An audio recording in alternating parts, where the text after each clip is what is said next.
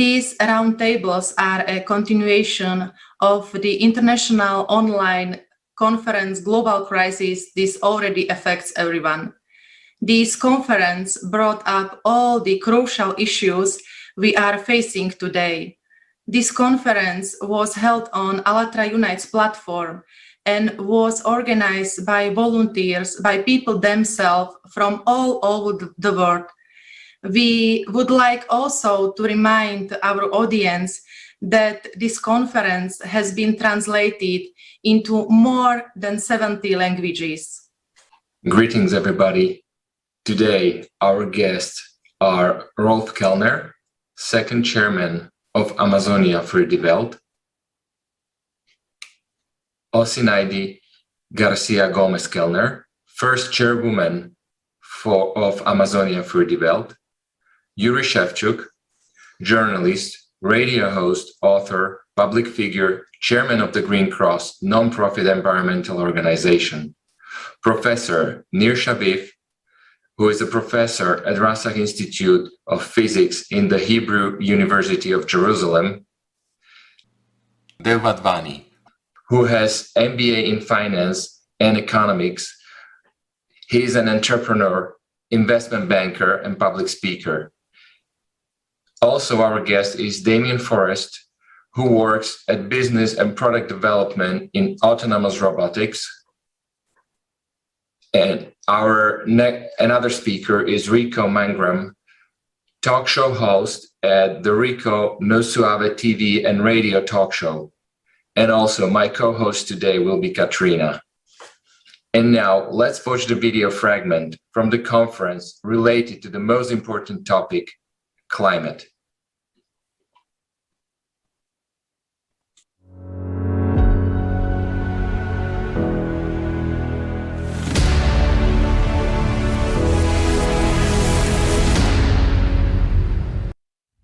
Summer of 2021. Fires, floods, hurricanes, and abnormal heat waves. What is happening to the planet? You are used to hearing that global warming on the planet is due to human activity. The truth is, the problem is much more global than that, and it is rapidly gaining momentum, and there is nothing we can do to control it. The reasons for what is happening are within the planet, which has entered a period of global cataclysms.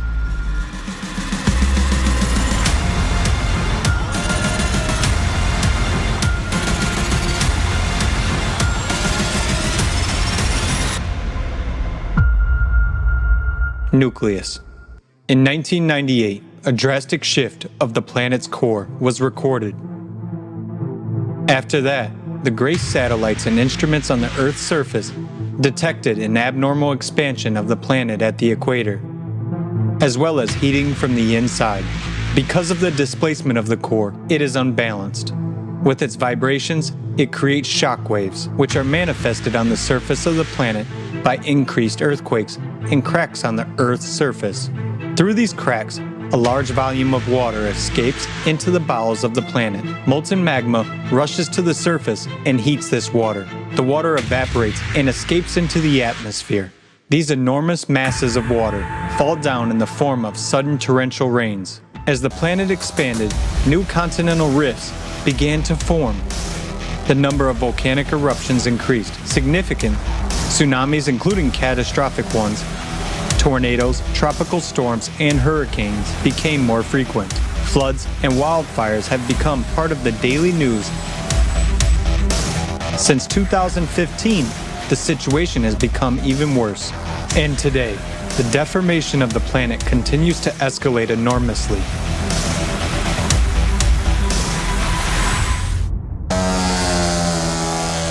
Earthquakes. Earthquakes with magnitudes greater than 8.5 have increased dramatically over the past 20 years.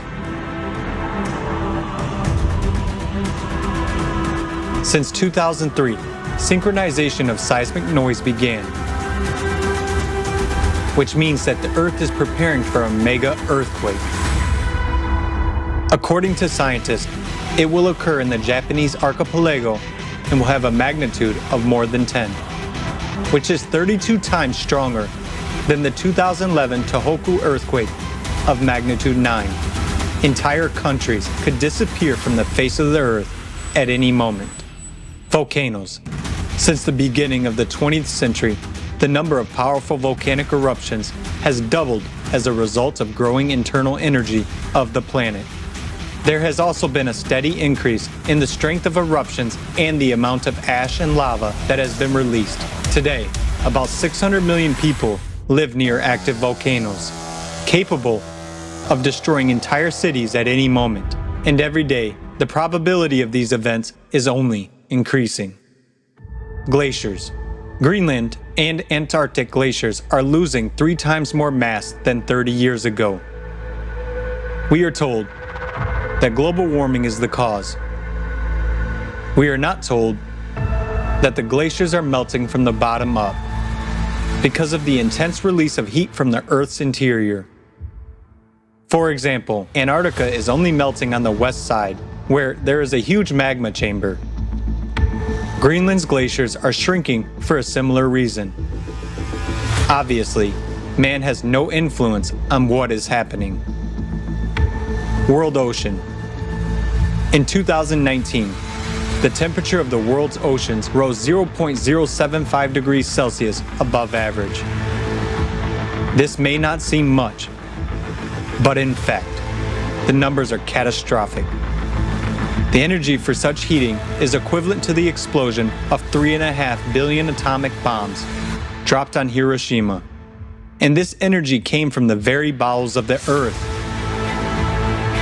Melting of the sea ice and expansion of the warming water has caused the sea level to rise by almost 15 centimeters in the last 30 years. And this is just the beginning. There has also been an increase in the number and power of storms, as well as a significant acceleration of currents.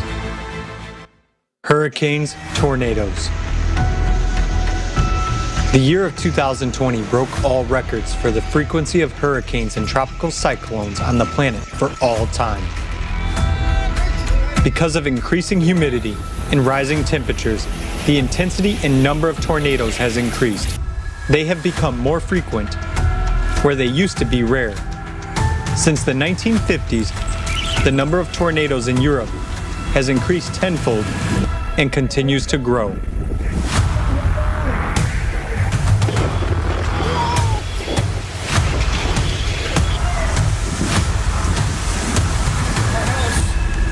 It's freaking destroyed, Josie! Temperature anomalies and records.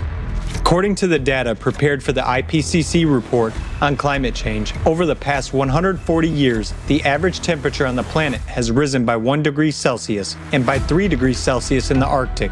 And we can already see the catastrophic consequences right outside the window. The period since 2000 has accounted for 19 of the 20 hottest years on the planet in the history of meteorological observations.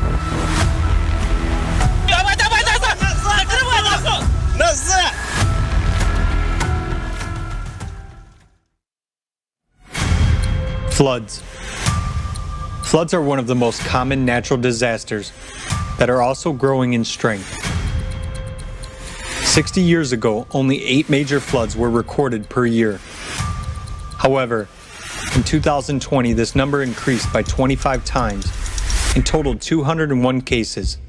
Moreover, they began to occur synchronously, affecting several countries at once.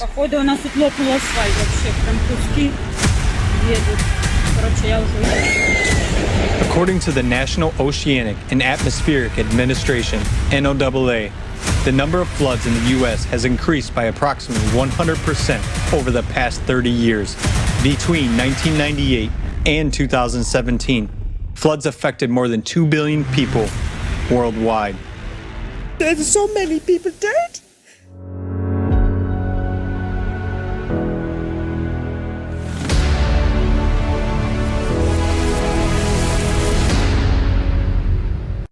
Video was prepared for the climate section of the conference, but today we are going to talk not only about climate, but also about artificial intelligence, also about consumer format of our society, And finally, we will end with a creative society as the only possible way how to save life on Earth. The conference has revealed that the crisis is already running at a full speed and in every field of our society. Now, I would like to pass the word to you, Mr. Mangrum. What are your impressions from the video and also from the conference? Would you be so kind and share your impression with us? Yeah, so being a talk show host and being able to see what's going on around the world and actually, really telling, my viewers, what's really going on, it's the number one thing about the global crisis has always been a sad issue. It's always been a sad issue where people have actually lost their lives because of floods. And I traveled through Costa Rica. I traveled from my family in Cuba. And also just here in the US, you can definitely see from California's standpoint of fires, continuously fires. The problem about it is it gets so hot where the trees are actually starting to burn. And then you have, like I have friends that's in Hawaii where there's volcanoes and you don't hear about it as much, but when you do hear about it, it's a sad situation. And then you start hearing about, I was looking at the video about the Arctic, right? Where you're starting to see as far as water and floods, but it's a sad thing every year. We understand that once you have a global crisis 1 year, you're expecting for it to actually continuously go up because we look at it as Mother Nature, right? We look at it as, okay, what is the world actually doing? How is it being damaged over time? And I look at it as a sad situation of there's bombings, right? We really didn't talk in regards to, I didn't see anything in regards to, the video. When you talk about a global crisis, we talk about when there's wars, where there's bombings, and bombs are like Hiroshima. We look at things like that can actually cause damage to the earth. And when you hear something like that, and then you look at a video like this and you say, oh my God, the water is actually 3 times as if it was like a nuclear bomb. Well, there was nuclear bombs that's been going on during the wartime that could be damaging the earth that can lead up to times like this.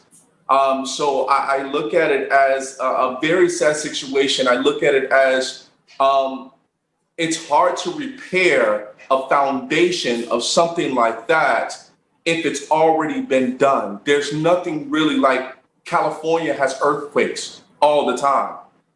As they continue to have earthquakes, that foundation will continue to how can I say it? It's going to continue to get worse. Costa Rica, they had floods a couple years ago, 2 or 3 years ago. I've never seen a flood in Costa Rica, ever. The family that I know that's down there said, we just had a major flood. Well, there's a damage in regards to in Latin America, Central America, the Caribbean islands. There's things that's actually happening underneath that's causing the degradation of the foundation in order for things like this to happen out of nowhere. Last but not least, I'll say about Chicago. I'm in Chicago.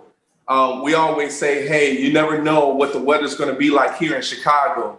Well, we really don't, because 1 minute in the wintertime, it can be, below zero. Next thing you know, it's like 50 to 60 degrees out of nowhere. And we're like, well, that's just Chicago. Well, no, I think because what's happening around the world is that we're getting the after effects of what other cities may be going through when it comes to that heat wave. So, the global crisis itself is something that that I stay on top of, and I look at what's going on around the world. But I'm a techie guy, so I look at it from down deep, analyze and say, well, I think there's a problem with the foundation. There's something going on in regards to why things happen in the world where there's wars, there's things that's damaging, there's bombings, and anything to be able to rattle the underground of our nation. So that's my thought. Thank you. Thank you very much, Mr. Mengren, for your words. Yes, as we can see, the climate changes, we can see every day at each part of our planet. Now, I would like to pass the word to Mr. and Mrs. Kellner. What were your thoughts after watching the conference?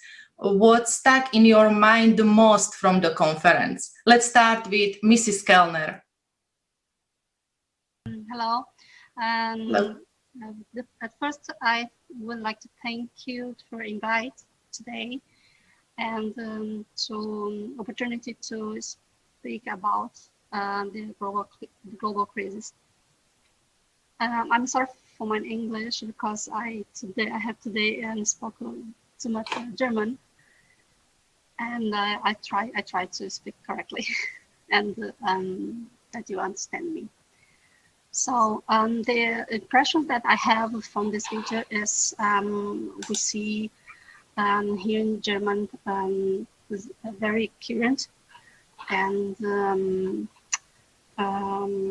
I see in this video that that should be a natural process of the nature. But my question is if this natural process should be so fast, so rapid. My ascendant Indian in the Amazonas. I'm from Amazon in Brazil, and we have. I think that we should treat the nature good.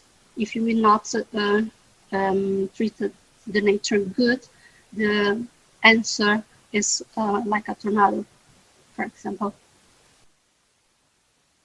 Thank you. And Mr. Kellner, I would like to give you the same question. What would you say after the conference? Your understanding? First of all, thanks as well for the invitation and to have the chance to speak with you all. And I lived 4 years in Manaus, which is the capital of the Amazon state. So it has more than 2,500,000 inhabitants. And yes, I studied informatics, so I'm an SAP consultant, senior consultant, and worked my life for this big companies like Siemens, RWE, E.ON, which are, I hope so, thinking as well about this topic. And the question is, and this is the reason why we started with this NGO, the own NGO, is that we want to help to stop this climate crisis if it's possible. I don't know, I'm not a scientist. Which ways we have? So we started with one project which is fully financed for bought a house for autistic children in Manaus, but this is not the topic. So this is helping people over there. And another topic, another project is Museum of Amazonas, MUSA. It's called MUSA. Mr. Masny has a link on the internet. And Filippo Bassi, I invited yesterday. He's the director, actual director there. And he is an archaeologist. So I think he is thinking a little bit more than 2,000 years, more or less millions of years. But he wasn't able to participate today. So this is a pity. We have another contact with a family member in Brasilia, capital city of Brazil, because he's working for the police over there and has a contact to the Department of Environment. But he needs help from us because he's only 20 years old or 26. 27. And we tried to speak with this department, but nobody is answering there. And Bolsonaro and Lula, Bolsonaro is the actual president. Lula was a former president, are fighting each against, and I don't know what they are thinking. So we need a strategy to do our best, and we are able to take a lot of contacts which are created in the internet as well to these conferences. So it's on work. But how can we stop this deforestation, for instance, or what can we do to stop this crisis? Thank you, Mr. Kellner, for your words. Mr. Forrest, how about with you? What are your thoughts, views on the video and also on the conference? Well, first, thank you for inviting me. So regarding these impressive images, fortunately, as I'm living in Europe, I wasn't directly faced with this event, but maybe it's an issue we should work on because in Europe, we don't see directly the consequences of this event. And this year, it's the first year that Germany, Belgium, and Luxembourg had very terrible floodings. They hadn't seen similar floodings in years. I'm not a climate expert, but I work in artificial intelligence, and maybe what I can say from what I see is that in the last 5 years, and maybe more importantly in the last year, or in the last 2 years, we see that the intensity and the frequency of this event, of this so-called natural disaster, is increasing. Vancouver just hit 50 degrees Celsius this year, which is crazy. Clearly, we will have to reduce our impact on the environment. But I think also we can ask this question is how we can use more of our technology to let's say, better master or predict this event, even if we cannot directly prevent them. And also probably manage the responses to these catastrophic impacts, because probably we are not ready. The example of Belgium, Germany, just 1 month ago shows it. And also regarding Europe, probably we are less touched by this event because we weren't, we didn't live them by ourselves.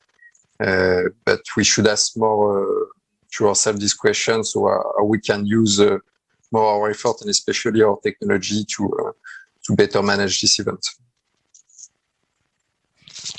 Thank you for your sharing. Thank you for sharing your understanding, Mr. Forrest. It is indeed very truthful. Our next guest is Yuri Shevchuk. Mr. Shevchuk, please, would you like to share your impression from the conference with us? Thank you.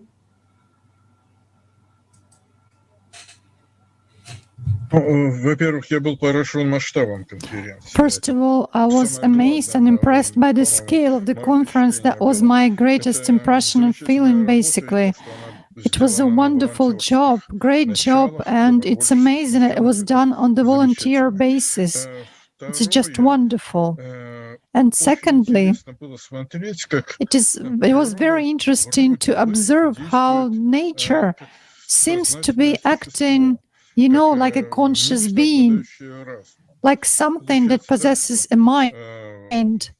It turns out that there was a certain plan which nature had, and nature acts according to this plan, and it conducts such type of actions. Of course, it's not so, but it looks like this. On the first sight, there is such impression arising. I remember that in the years of my childhood, the rivers were more full with water, but now they are like little springs, which just rolling somewhere between the hills. And in my childhood, I was said, don't go there because you can drown there. But now, not even a frog would not drown in such a river. So I really want to say that the changes in climate have been going for throughout the existence of humanity, and of course they are not always due to the anthropogenic factor, but of course they relate to a certain extent to a human activity, but not as fatal as it seems to many people. But from this we shouldn't make a conclusion that we cannot do anything at all. We can do a lot, and we should try to do this.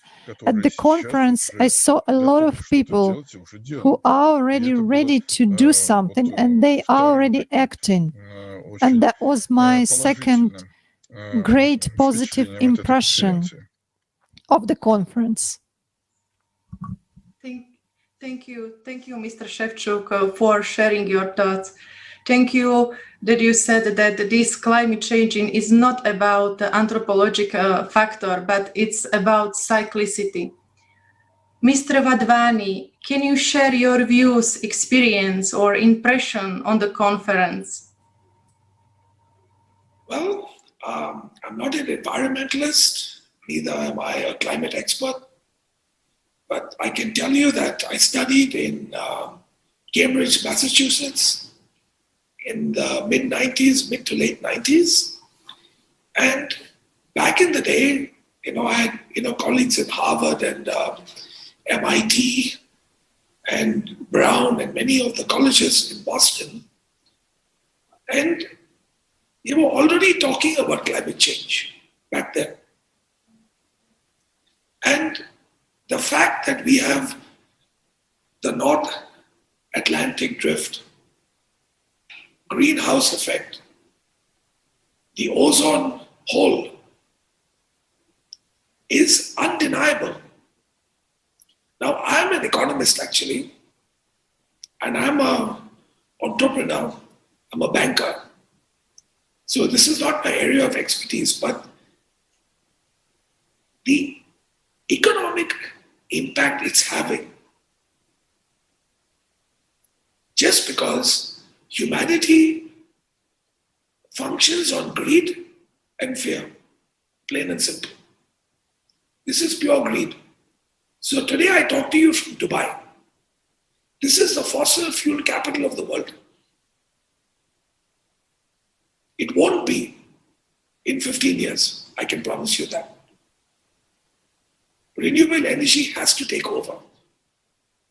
But unfortunately, the politicians are putting profit and economics ahead of the planet.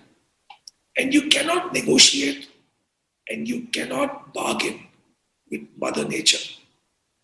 That's all I have to say. I'm no expert, but I know what I don't know. And I know that it is stupidity to negotiate when it comes to our sustenance as human beings on this planet. So I don't understand what people are, all these climate accords and these conferences they have, and there's a negotiation, they have carbon taxes. You cannot monetize this, guys. If there's no planet, in the next 50 years, what are we even discussing? Plain and simple. I mean, hopefully I will be dead by then, but not the next generation. So it's just pure, simple logic, and it's pure stupidity on behalf of capitalism that has got us to where we are. Because the Western world basically started with fossil fuels. And then the developing countries try to become developed nations and follow the same business model. And because of pure economics, we are where we are at today. Because I'm Indian. So today, India and China are one of the biggest emitters of fossil fuels.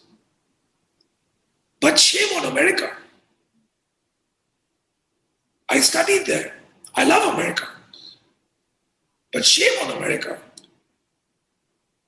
Because America isn't doing its fair bit.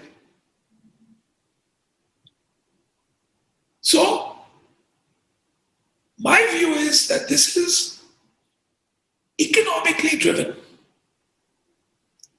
and it is highly irresponsible. You can call me it's an ideological outburst, but that's how I really feel, guys. Thank you, Mr. Barbani, for your words. Mr. Kellner, as we were able to see that in the conference, there are anomalies happening within the rainforest, and it is already starting to produce more carbon dioxide than oxygen. It is shifting towards this. What can you tell us about this, and what negative impact does this have on a human life?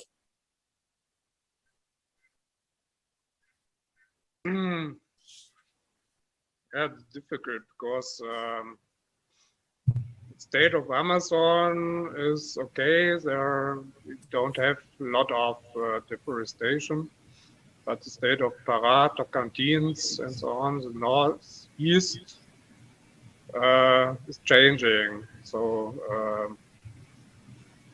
politics from Bolsonaro, I don't know if this affects the deforestation, because this exists since 20, 30 years, since the world is existing. So I think we need to speak with somebody over there who has the right numbers. In Germany, politicians are totally against Bolsonaro. They want the other president, ex-president Lula, back. That's the tragedy of Merkel and co. But Germany and Norway had an Amazon Trust, which is stopped, so no money is going to Brazil anymore. And if you are opening YouTube, for instance, and searching something there, Norway uses for deforestation, not for reforesting projects. So there's a lot of politics in the way. So as politicians, I don't know if we have luck to do anything. The other topic is the CO2 topic. In your conference, 12-hour conference, you explained everything about CO2 and about the middle of the earth. So, for instance, in Greenland, the heat is coming from above and not from this jet stream. So nobody says this in the media. I need to speak with somebody who has these numbers in the hand, which doesn't depend on any politicians.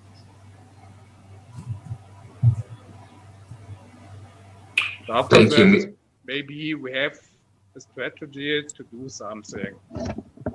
If we have this, we need to search the money to do the right way.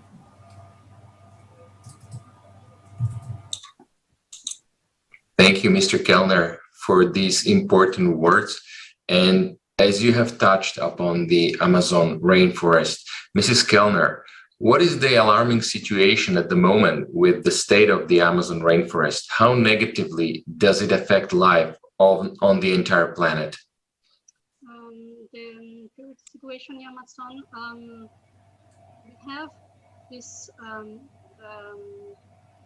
two-arm every year, and now we have the big Amazon River that we have more than 30 centimeters flood. We have a flood too, but in the fire that the maiden to show appearance. That's happens every year since always. I don't know why they show us horror, something that for us normal, not I think I say not good, but I say that's not surprising for the people that there live.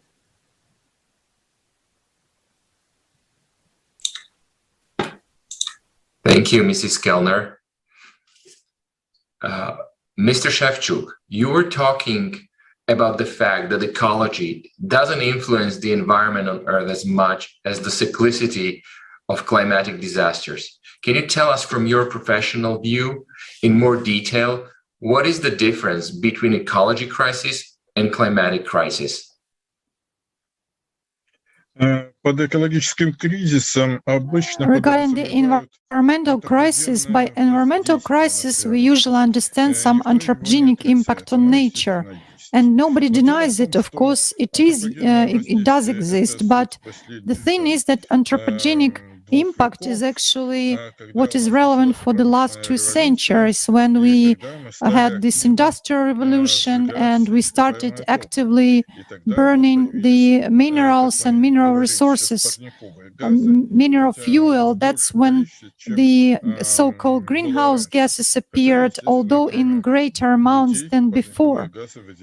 But of course, in addition to greenhouse gases emitted by people and human activities, the nature also emits such gases. But basically, it is considered that these 2 last centuries, is when the anthropogenic factor started to exert the greatest impact on the biosphere, and we came to the situation which we have right now. In actual fact, this situation is cyclical, and every 1500 years, it's like one of the cycles, because there are actually many cycles. Researchers ascertains that there are about 17 cycles in nature, in fact. But I will speak about one cycle, which is the bond cycle of 1500 years. Every 1500 years, we have almost the same, like a part of our planet becomes totally inappropriate for living conditions with different reasons, and from there people just begin to escape. This is what is called migration of nations, which happened 1,500 years ago, the Great Migration, which was due to drought in steppe region in Central Asia. And before that, if we scroll back another 1500 years, 3000 years ago, there was another Aryan migration by the Aryan peoples. And every time it was due to the destruction of civilizations and with some new cultural changes and, let's say, new cultural paradigms on the planet, and also the changes of morals, ethics, aesthetics, etc. So every time there is such an impression that, as if, someone just erases everything that people have done before that, and people have to begin everything from the beginning. Not quite so, not from the very, very beginning, because we still have a lot of left after the Roman Empire, but still we had 3 centuries which were called the Dark Centuries, and at that time culture basically and civilization, they were actually in stagnation, they didn't develop, and only afterwards, after again climate change, when there was the climate optimum in the Middle Ages, then we actually began to develop culture, arts, and civilization as a whole in Europe and in all other parts of the globe.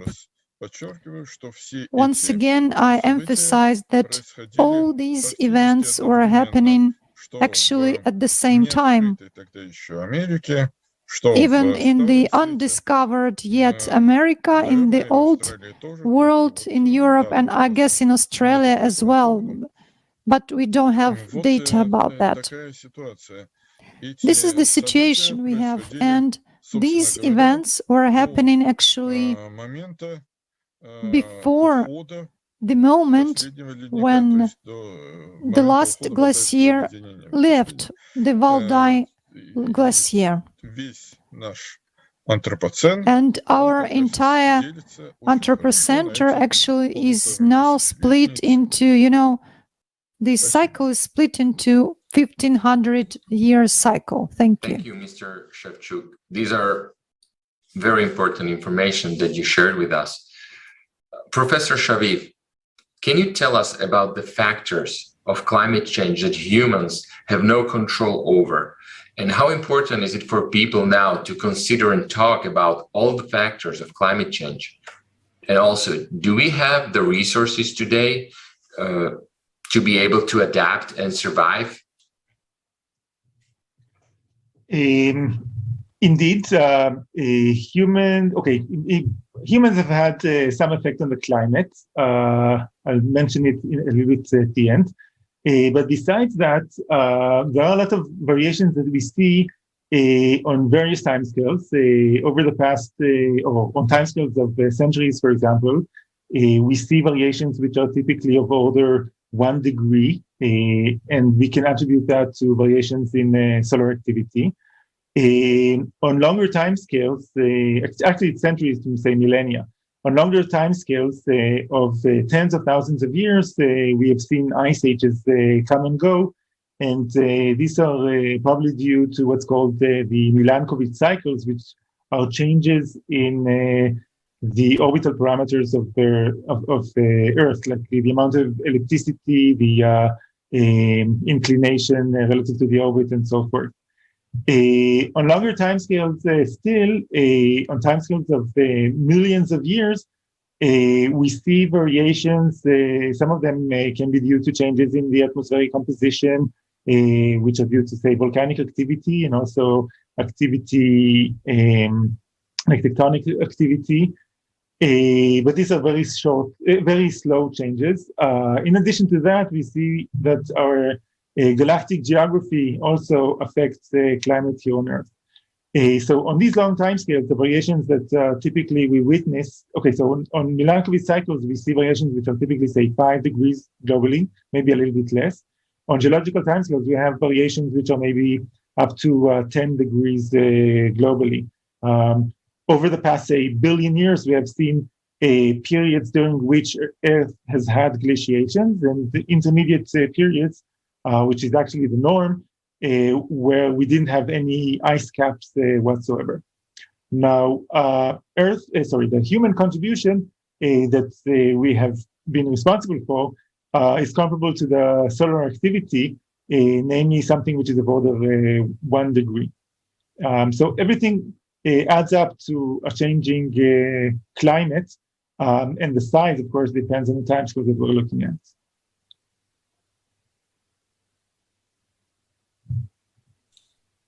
Thank you, Professor. How can artificial intelligence serve the good of all mankind? Mr. Forrest, how should our society change for artificial intelligence to be able to serve every person and not just a few individuals? What are the ethical conditions for worldwide implementation?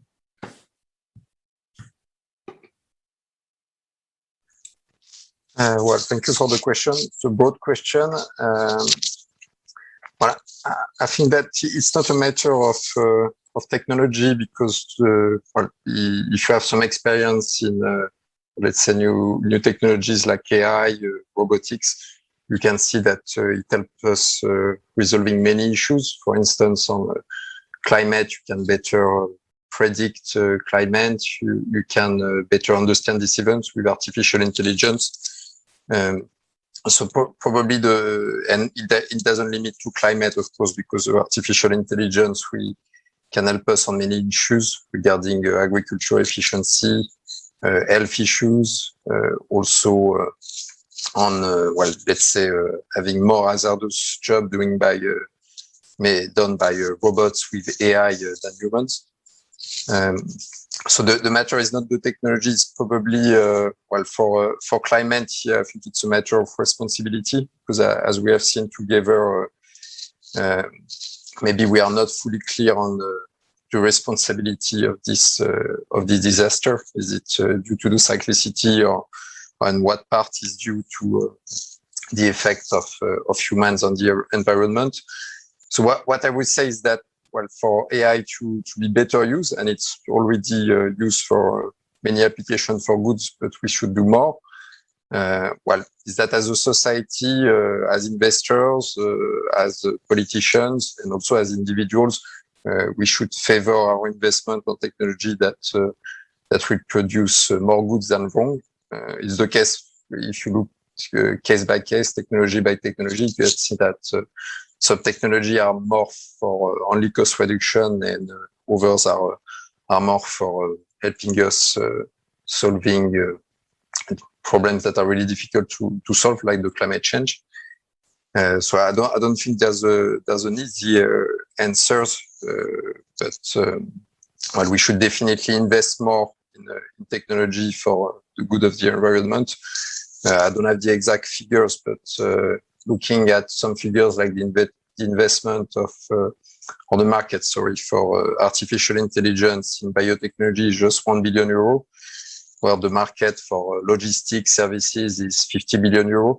For climate, I guess it's the same. Probably it's limited to 1 or 2 billion euro, and we should definitely put more money. But for that, we need more notion of responsibility.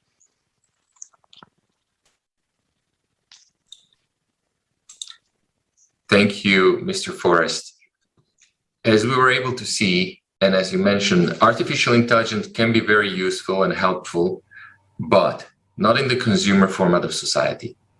The crude reality of today's consumer society is that the unnecessary workers, not only blue collar, but also white collar, will be simply laid off. Such examples can already be observed in Asia, where we can see ports, factories, and even banks with no people.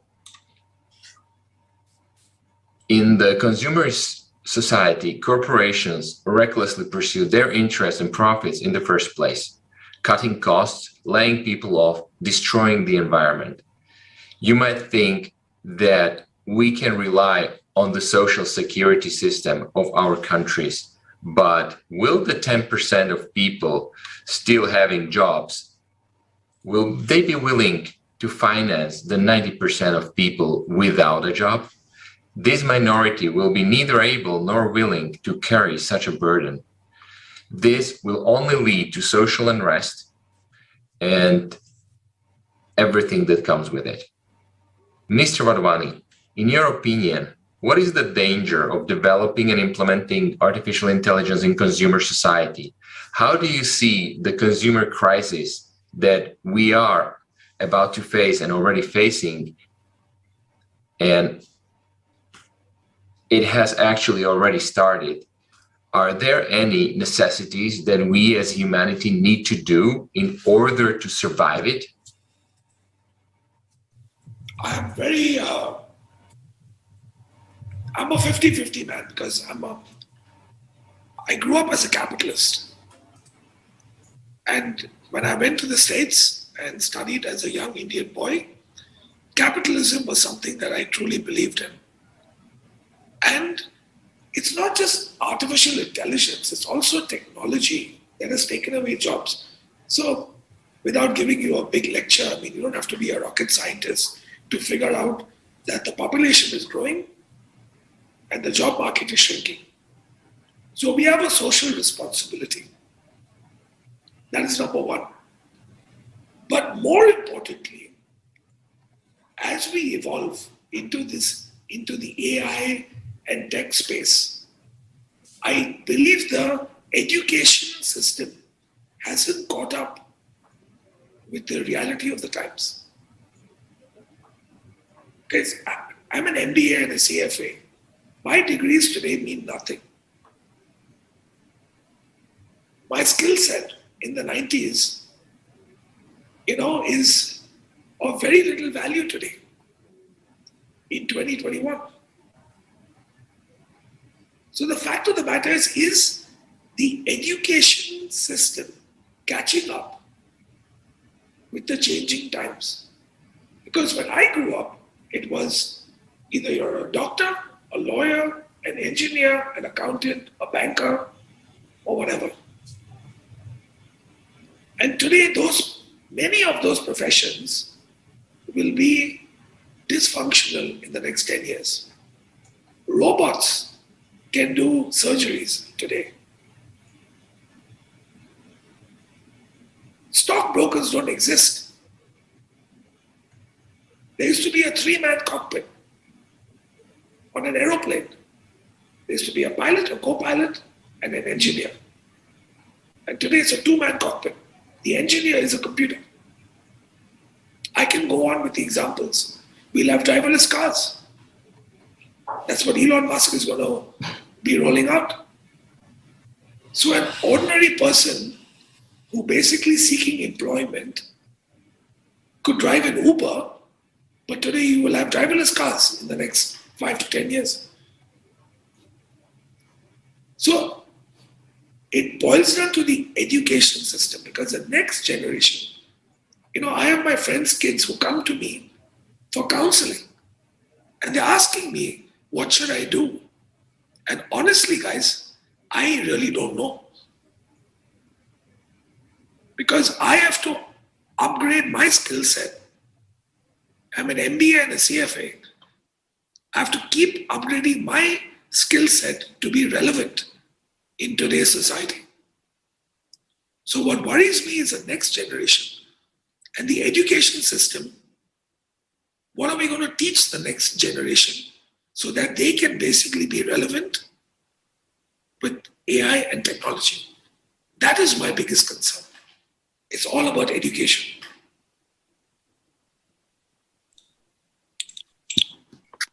Thank you, Mr. Wadhwani, for your comments on this topic. Yes, it is really true. Now, Mr. Mangram, we appreciate you for inviting our participants of ALLATRA International Public Movement to your talk show and let people know about the Creative Society project. Thank you for your deep understanding that people should know about it.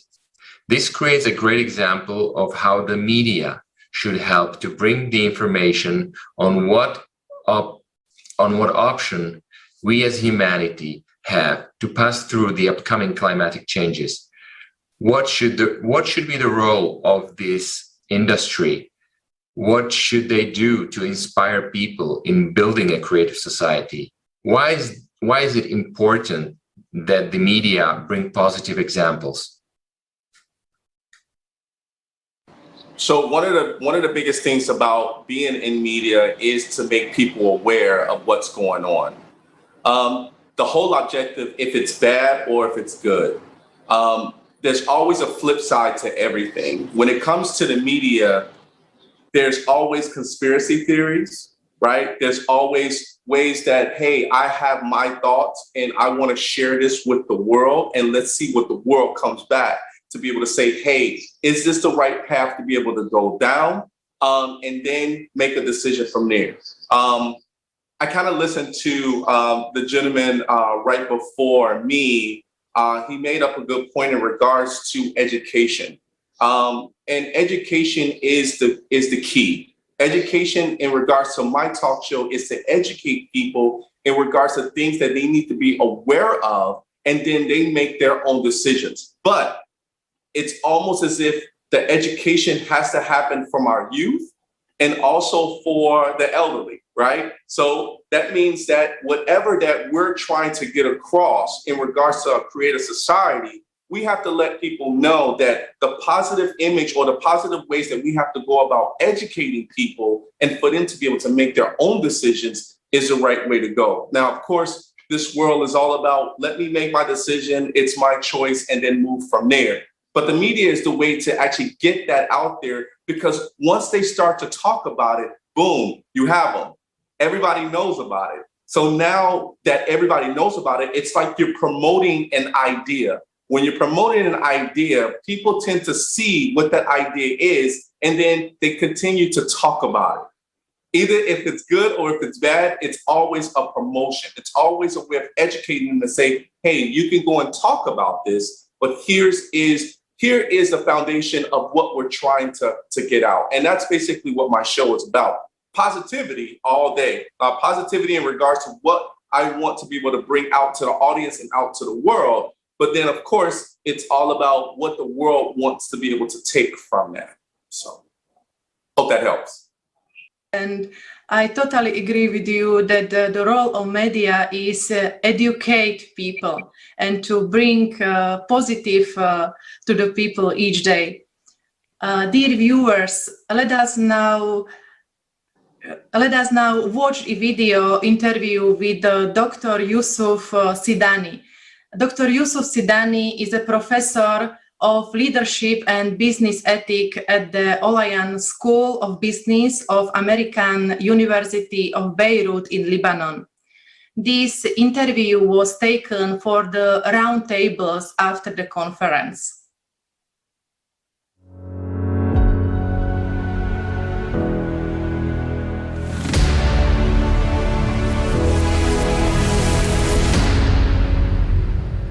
Hi, my name is Yusuf Sidani. I'm professor of leadership and business ethics at the Olayan School of Business at the American University of Beirut, Lebanon. I have background in business. My undergraduate degree from AUB, from American University of Beirut, was in business. I have an MBA from Indiana University and PhD from University of Mississippi.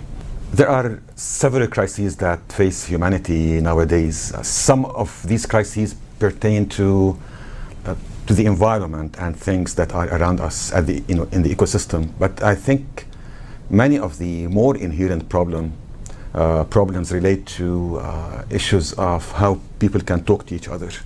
Our inability to be able to live with each other, to talk to each other, to understand each other, to tolerate each other, leads to crises in the other areas. We understand that the resources are getting more scarce. The things that we use in production are becoming less abundant. People cannot stand, motionless regarding the problems that they face. If we only wait for others to solve our problems, then everybody will be waiting for somebody else to solve their problems. People need to take the initiative in solving their own problems and the problems of their communities. Some people, by definition, they feel more motivated, more incentivized to be proactive in solving the problems of society. That's fine. We need leaders and we need followers, but we need to be able to communicate properly, assess problems properly, and bring forward proper solutions to the common problems that we face. Many communities from various continents. You need contribution from the less prosperous nations as well as the contributions of the more prosperous nations. It's very much like offering a medicine to somebody. If the doctor does not really ask about how the person is feeling, about it becomes a very intense diagnosis of problems, which require the contribution of many individuals. What unites all people is they are human. And when we go back to the basics, our humanity, then we can understand each other. We understand that we come with various languages, ethnicities, races, religions, various cultures, various backgrounds, various philosophies. But after all, we are people, we are humans, and we need to understand that this is the basic common thing that brings us together. When we go back to our humanity, we'll become better people, and we'll be able to solve together our community's problems.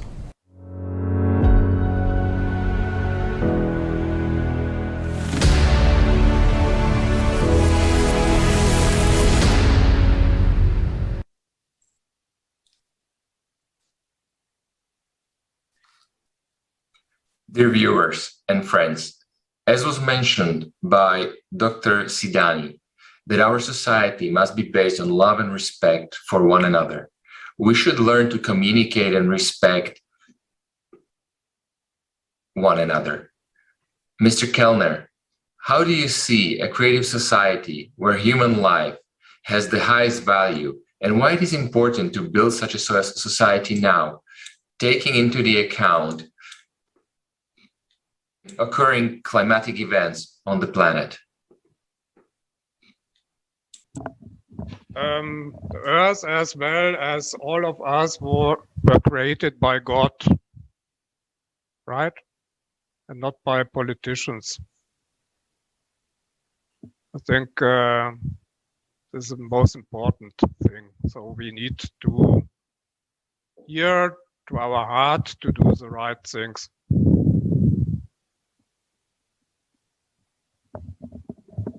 It was short form, and everything else you explained in your conferences for about 12 hours per conference.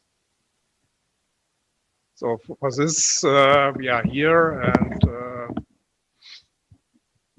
we will work what is saying our heart, and not Merkel, Bolsonaro, Lula, and so on.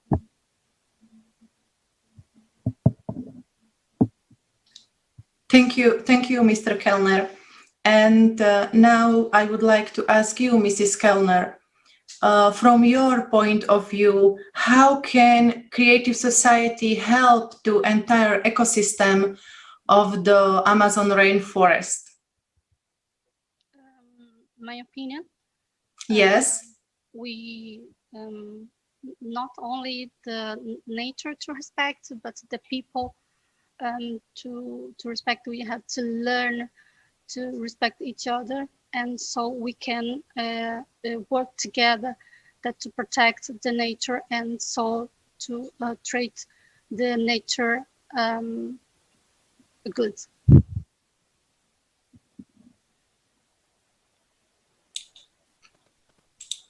Thank you, Mrs. Kellner.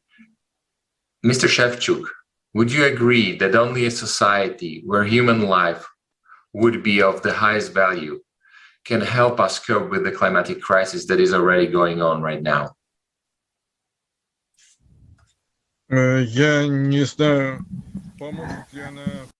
I don't know whether it will just help, cope with all the crisis, with the climate crisis in particular. I would like to say once again that climate crisis is not what depends only on ourselves.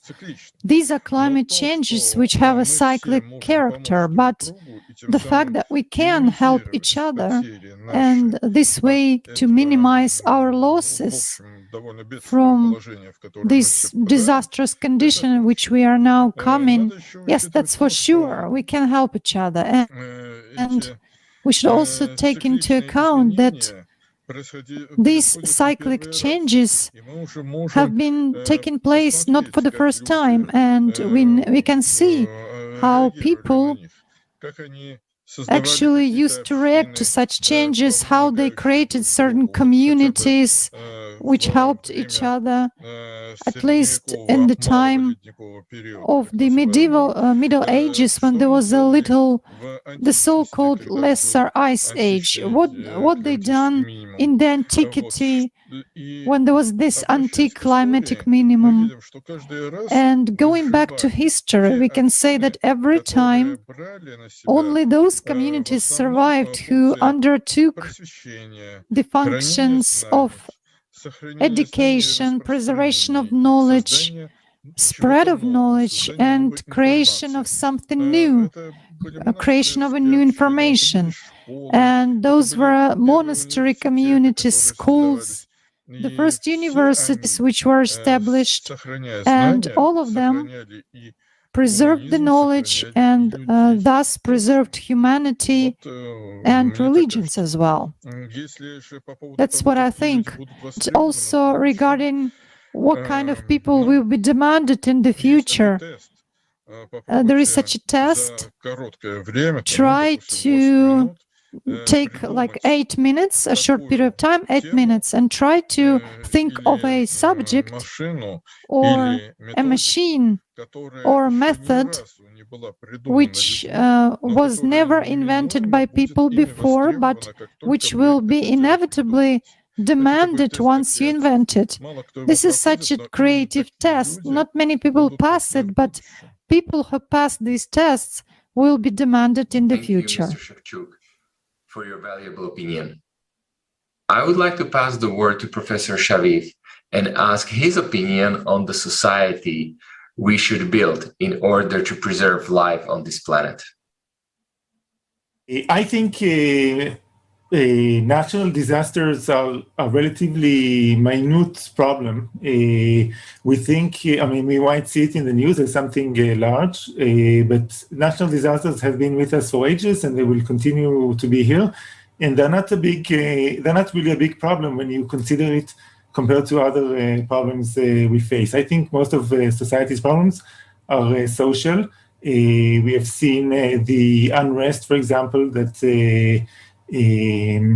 for example, in my neighbors in Arab countries, with the Arab Spring, we see that a lot of social unrest, which I think are a much greater problem that we should tackle. We should make sure that more countries become democratic. We must make sure that more societies advance technologically and socially so that they will be able to tackle natural disasters that do take place. I mean, I'm an optimist, but I think that we should invest our resources in social problems, and that would make everything more resilient to tackle natural and other problems. Thank you, Professor Shaviv, for your optimism. Dear Mr. Wadhwani, how important is it for us to unite in order to create a creative society in which human life will be of the highest value? The biggest thing that concerns me today is the rich-poor divide. So like I shared with you in my interview a few days ago, the top 1% of the planet actually owns 99% of everything. And this is published by the IMF, the International Monetary Fund. And out of the top 1%, so let's say we have 7 billion people on this planet, 70 million people own 1%, I mean 99% of everything. Now this is a very scary stat. And out of that 1%, back when it was in Davos, I think about 4 or 5 years ago, the World Economic Forum, they said 42 people own half of everything. And today it is under 25 people that own half of everything. In my opinion, capitalism has failed. I grew up a young Indian boy, US educated, believing that capitalism was the answer. But today I believe that capitalism has failed middle class society. And this is something that concerns me gravely. And governments today believe the only answer is to print more money. And all that does is add to inflation, which basically the middle class is getting squeezed every single day. So I'm worried about a social revolution at some point. Because understand, the US has a welfare system, Europe has a welfare system. India and China don't. I'm Indian. I don't get any handouts. I have no medical plan by my government. Neither do I have any kind of welfare plan if I'm unemployed. unlike the Western world. And China is much the same. So I'm very worried about the rich-poor divide and the injustice of the inequality of wealth. That is not, there's no trickle-down effect to the middle class anymore. That is my biggest concern.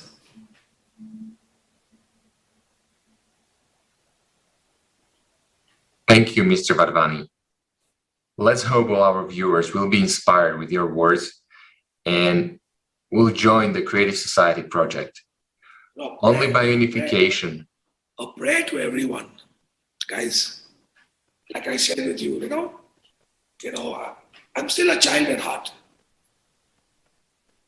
Can you imagine if the developed nations just cut their spending, their arms spending, their defense spending by 10% and pass that benefit on to the middle class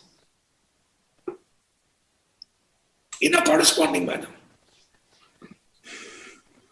You have no idea the economic impact it would have on the working class people. But it's a fantasy. I'm a dreamer.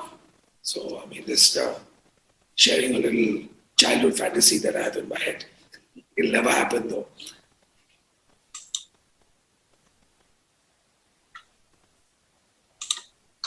Yes, I totally agree. Would you agree, Mr. Mengram, that media can help us to build this dream, and it is important that they share the positive views on how the society should function and what should be the relationship between people? Well, it's a go figure. It's kind of like I've already built my creative society here in Chicago over the last 3 years. And the reason why I say that is because it was kind of like the icing on the cake when the both Olgas came on to my show and kind of made it of something that we've done already with building talent. From talent to musicians, to activists, to people of a movement, to people that actually is doing great for the world already. During the pandemic, I learned a lot.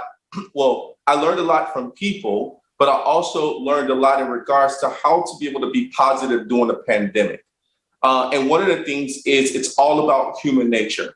It's all about the love that we have as a show to show our viewers that we can still love each other during this pandemic, to be able to basically build the talent to support each other and also be able to have a great society. I think the media is always going to have a say-so in regards to anything that's actually happening in the world. But one of the things is that humane, being a positive person, or if you're doing something great that's for the world in general, you need to be recognized for it.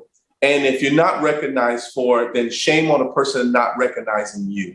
And I think because there's so many things that's going on within the world, well, especially in Chicago, there's things that's happening where our youth are dying.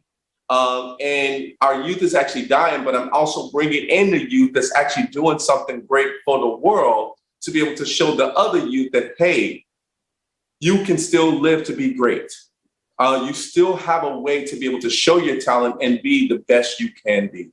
So I think, the media is, and that's one of the reasons why I love to be on TV and I love to be in front of people, is because we have to be able to have a voice. Some people are shy. They don't like to be on TV. They like to say things outside. But as the media, for me, I love to voice that opinion, because then what happens is I connect one person to another person to another person, and then you have that creative society as well. So. Yes.